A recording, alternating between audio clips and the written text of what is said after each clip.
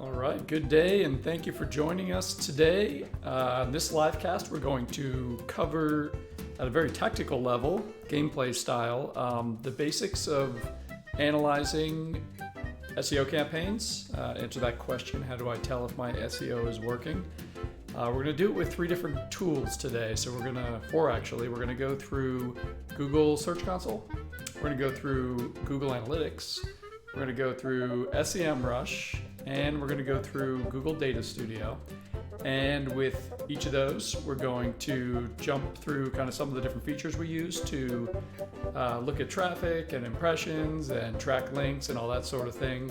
So it should take about 30 minutes. We'll look at some real data, some real sites that we have data on. So should be interesting. Pop any questions in chat that you have, and let's get started. So the first consideration, and I think what's easiest to track, and what we're going to go over first really today, is the impact that any new content in your website has on traffic itself. So there's a lot of different ways to sort of track the early, middle, and late stages of SEO, because early on you're going to see kind of some trends and they're not as exciting or interesting and they don't drive a lot of revenue for you, but there are some things to look for early on to determine whether your content strategy is working. And then sort of the later phase stuff, we'll get into Google Analytics and doing that kind of tracking. So let's just jump right in. So the absolute easiest type of site to track your SEO, as you may have guessed, is going to be a brand new website. So what we have up on screen now, just a sample website sort of test that we were running. Threw up a bunch of articles on how to tell if. And what we want to do then is see, is this content starting to generate traffic? So in our opinion, the very best place to start that search is going to be in Google Search Console. And I'm just going to start from the dashboard. What I've done is claim Google Search Console for this particular site, obviously. What I'm going to jump over to is the performance report on this. And I've got just a few things to note here. The performance report is essentially going to tell you, and something maybe just to back up a second, Google Search Console has nothing to do with your website traffic. It has to do with your website and Google. So it's basically the behavior of your website listings, and anything, basically rich snippets, anything like that. That's what Google Search Console reports on. So we consider this the best early stage indicator, because before you can get traffic, you have to show up in Google. So within Google Search Console, you have the performance reports, and this is really the meat of a lot of reporting for most SEOs. This is what you're going to want to look at the most. And up top, by default, you have a few different filters. And what we're basically I'll kind of go over this very quickly. You're going to have the search type, so you can filter and look at different metrics such as clicks and impressions, and that's what we're going to focus on today. And you got filters you can apply. So we're looking at all web searches, but we would have the choice to look at image or video. We'll talk about that in a second. Then you get a date range, right? The last 3 months is what the default is, but you can change that, of course, to custom date ranges, and you can do comparisons as well. But because we're lucky enough that this is a brand new site, we basically, and you can tell by the chart here, you're basically going to see, try to zoom in a little bit to make that bigger. You're going to see a period here around 613 where we're just flatlined.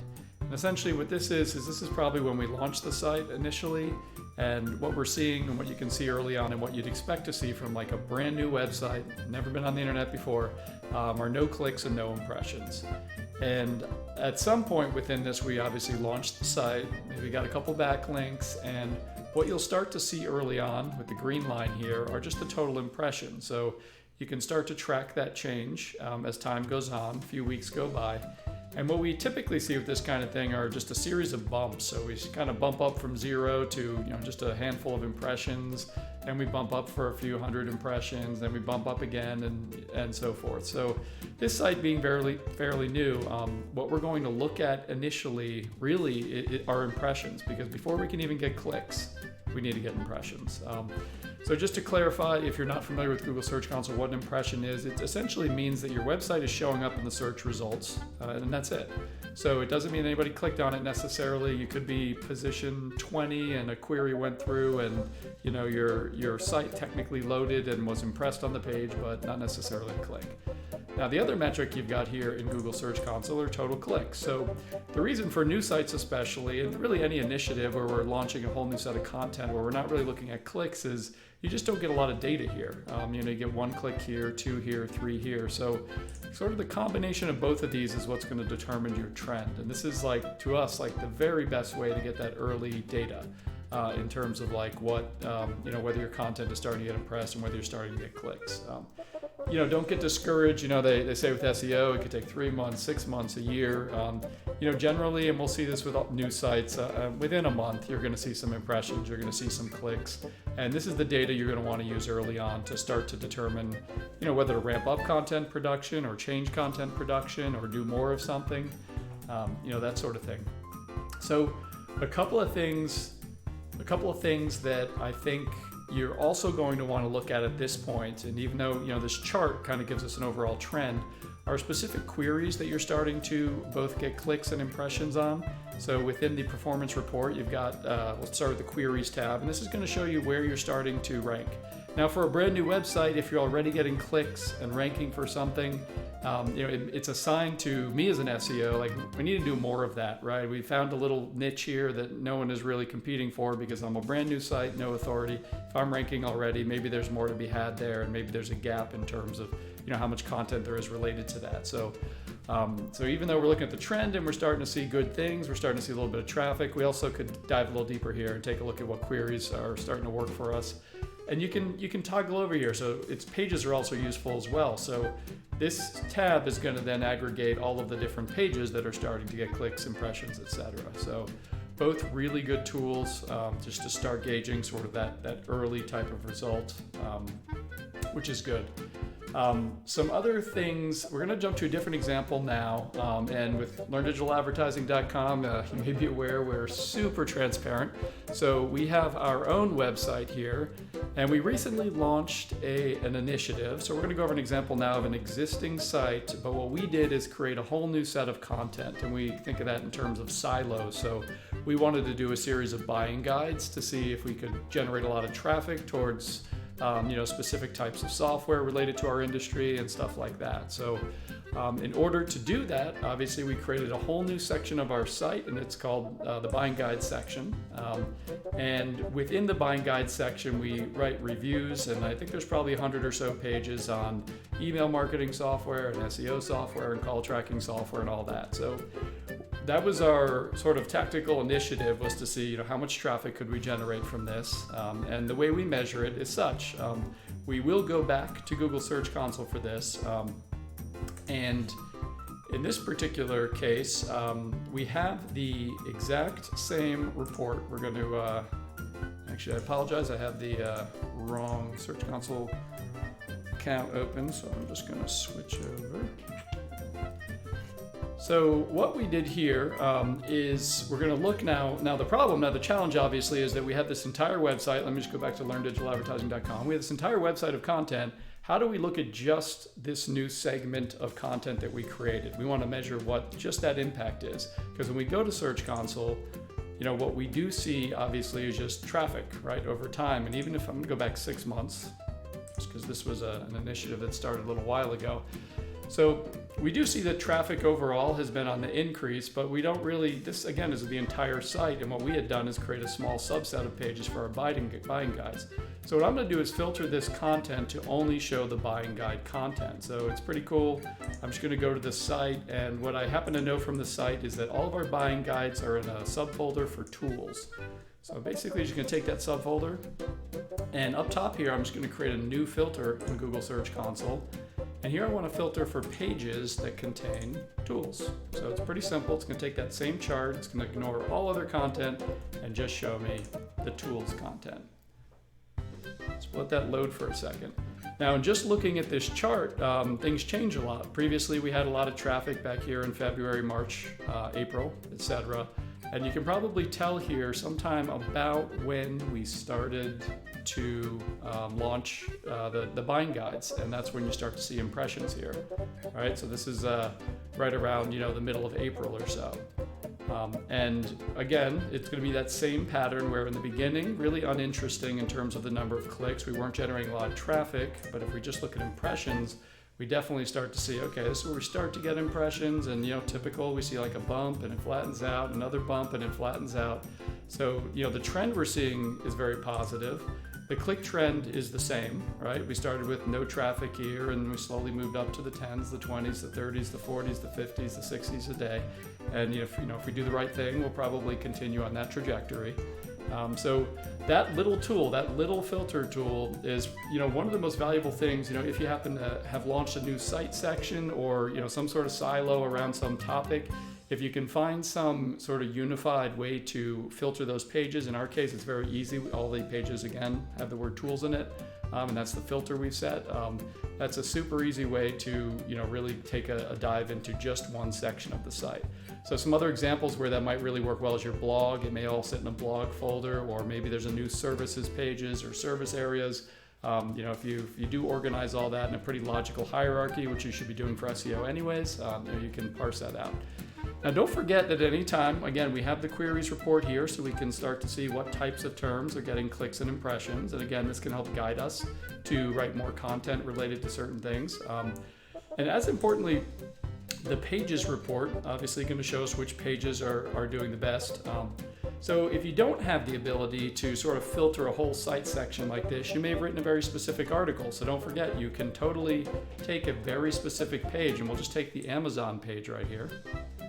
And you could look just at that. I mean, we're trying to look at a whole site section, but if you maybe just wrote 3 articles, or we're doing this a little higher scale, maybe you just wrote 3 articles, you can totally just watch this one page and see what its trajectory has been. So again, we have just the Amazon Data Studio page, and sort of see as time goes on, more impressions and more clicks. So just a really cool way to, a very simple way actually to get, to get that data. The other tools I think that are important here that you should keep in mind, because you're not always just writing content, and it's not always just web search that you're optimizing for. What we'll do is just change our search type, because we do a lot of video on LDA. And maybe we launched a video initiative, and this isn't the best example, and we didn't really have a great example for this, but you can see over time we did start at the beginning of 2019 producing a lot more video. So this type of filter right here at the top of Search Console lets you look at just video and what impact sort of that's had on traffic on your site. So that's really cool. If video is a new initiative and you set out to do 6 months of videos to see how that impact can impact actual web traffic, aside from obviously the video is probably generating views on YouTube and such. That's a good tool there. You can do the same for images as well. So good filters to know about. The last filter that's I think really important that could be pretty common is basically the search appearance filter. So in this particular example, we're going to go to a different profile where we have a little more data here. And in this case, we're going to just set a different filter this time for search appearance, and we're going to get things like AMP. So if you recently implemented AMP on your website, you can check those results out. If you have like rich results, such as like maybe you've got events or products or something like that, you can check those out as well. But by setting any of these filters, you're going to get that same sort of thing. Now, this particular site, data doesn't look that interesting because we actually turned on AMP for about a month, and then we shut it off because we decided we didn't think it had value. But it is something to note in how you can sort of track that traffic. So, and I would say this is probably the easiest analysis to do in terms of like the data you have. So it's really easy just to pick a certain article or a whole section of your site and use Search Console to sort of trend over time and see how impressions and clicks are improving. The next part that I think is a little bit harder has to do with links.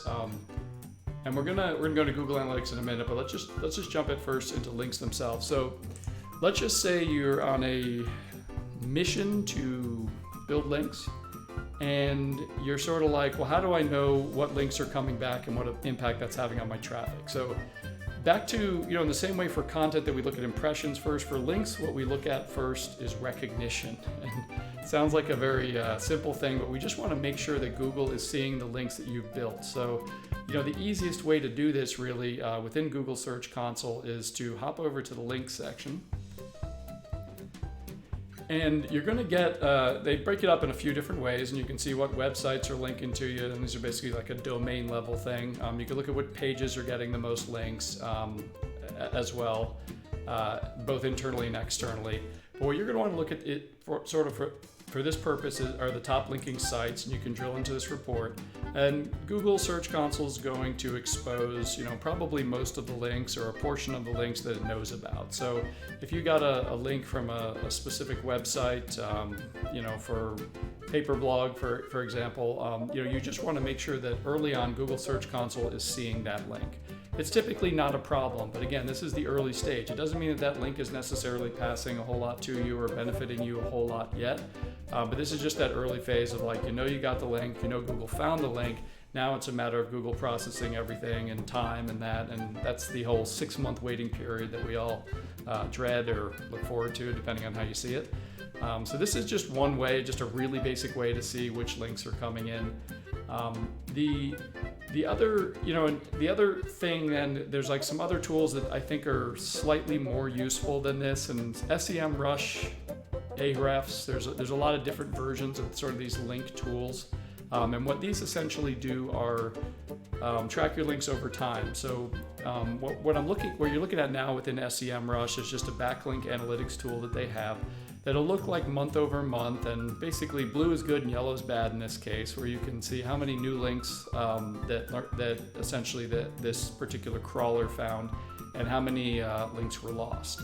Now, bear in mind this data is not Google data. This crawler may find more or less than Google at different times.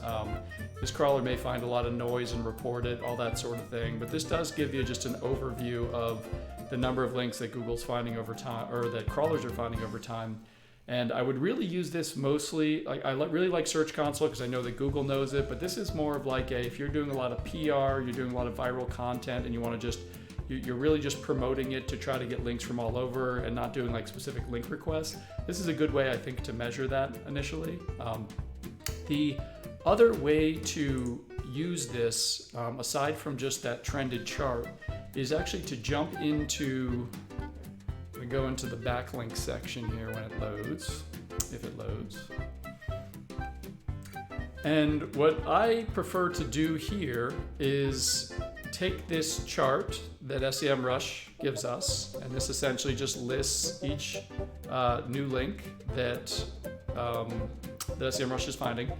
And what I like to do is just sort by first seen to just show the most recent. And the reason I like to do this again is just to get a feeling for what are the most recent links that this crawler is finding. Again, it doesn't mean that Google found it, but it does give you an idea of what links are most recent, where they're coming from. I will warn you that, again, there's a lot of noise here. There's a lot of scraper sites. There's a lot of stuff in here that isn't particularly going to be helpful to your SEO. But if you're really doing a strong link push, this would be something where you may see, if it's been over the past 2 or 3 months, you may see a lot of links that you didn't know you got that sort of pop up here.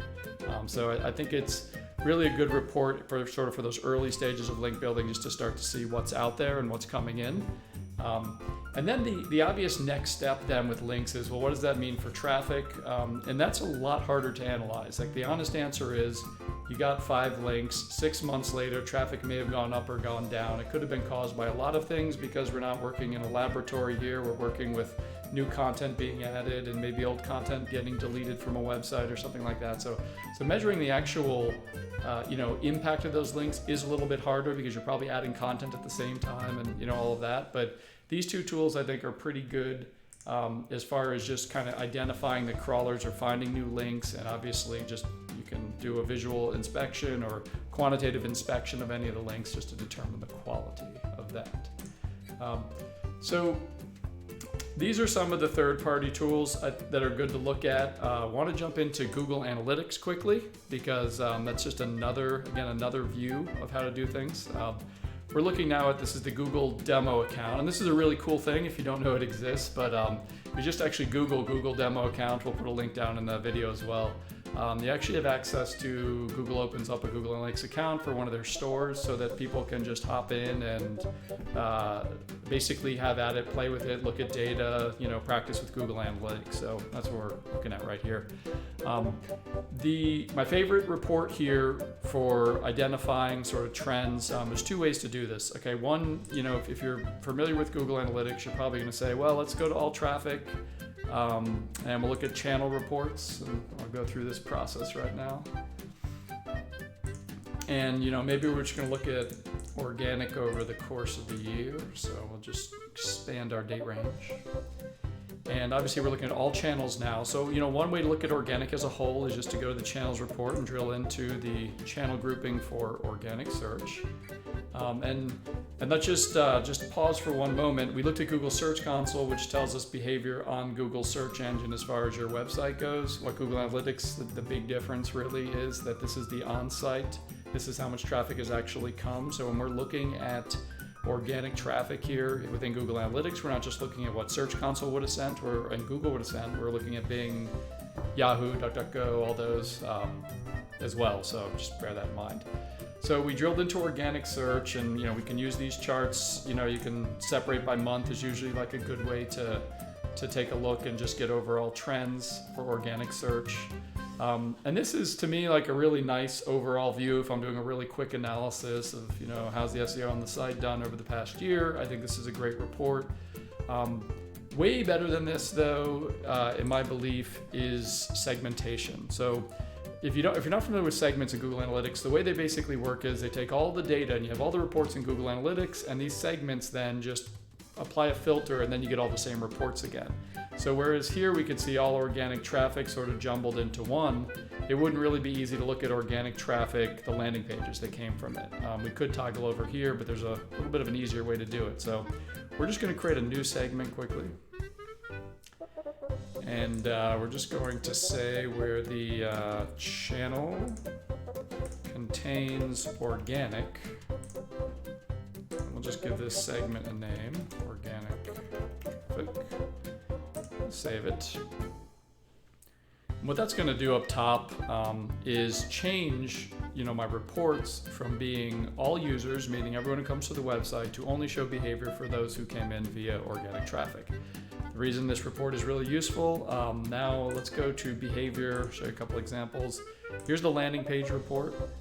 So typically when we would have looked at the landing page report for all traffic, we would have gotten obviously all sorts of pages, and no matter what the traffic source was, Facebook ads, Bing, whatever, it would have all been there. Now what we're looking at is just organic traffic, and here are the top landing pages. So whereas on Google Search Console we filtered by certain pages or certain sections of the site to look at like impressions and click data, this kind of allows us to do the exact same thing, except now we're looking at the actual traffic and most importantly the behavioral element. So did it convert, that sort of thing. So this particular report that I'm looking at now, I get a nice organic traffic trend up top, which looks similar to the other one we got, so that's not much new. But this landing page report now is showing landing pages, but only for organic sessions. So it's also showing e-commerce for organic sessions. So this is back to that. If you did a silo and have a whole new set of content for a certain new part of your website, you could assign an overall value here and say this is how many transactions we're seeing or revenue. It could be how many signups we got for our newsletter or other lead gen calls to action. So this sort of ties it all together. So unfortunately, this isn't that useful when you just launch the site. That's Google Search Console, but as time goes on, this is what you're going to look at to determine the actual business value, or at least get closer to the business value of your organic search efforts.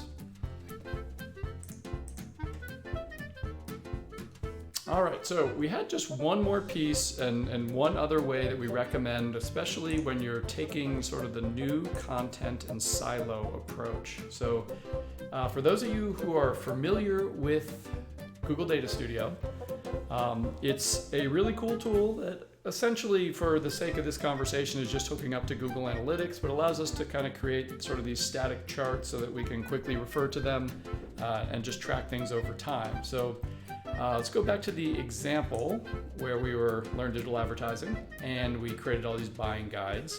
What we did at that time to track things so that we didn't have to go into Search Console and didn't have to go into Google Analytics all the time is just dashboard it. So in this particular situation, we're able to create a chart, for example, this one that you're seeing here. And this chart shows us all the silos that we created, meaning everything under our buying guides over time. So in April, you could see, not too much going on in terms of impressions and URL clicks. And May, we went up a little bit, which was nice. In June, we went up a little bit, which is nice. In July, up a little bit more. So this is a nice roll-up view, very easy for us to sort of measure the impact of what was happening with that new section. August, well, we're halfway through August, so we'll be up there. We just aren't there yet. We broke it down even more with this to show, just close this out, the email marketing tool. So back to this buying guide example, when we drilled into the email marketing section, we know that the URL structures are /tools/email. So over on the Data Studio side, what we basically did was just create the same chart and the same trended chart, so the same table and the same trended chart, to just look at all the stuff we did related to email marketing software. And pretty much rinse and repeat for every other type of tool we created. So we did a Data Studio connector section, and again, same thing, we get the trended view of those, we get the specific pages that are getting impressed and clicked. We did call tracking software as well, and we can watch that trend. We had done, again, some other types of, obviously, tools.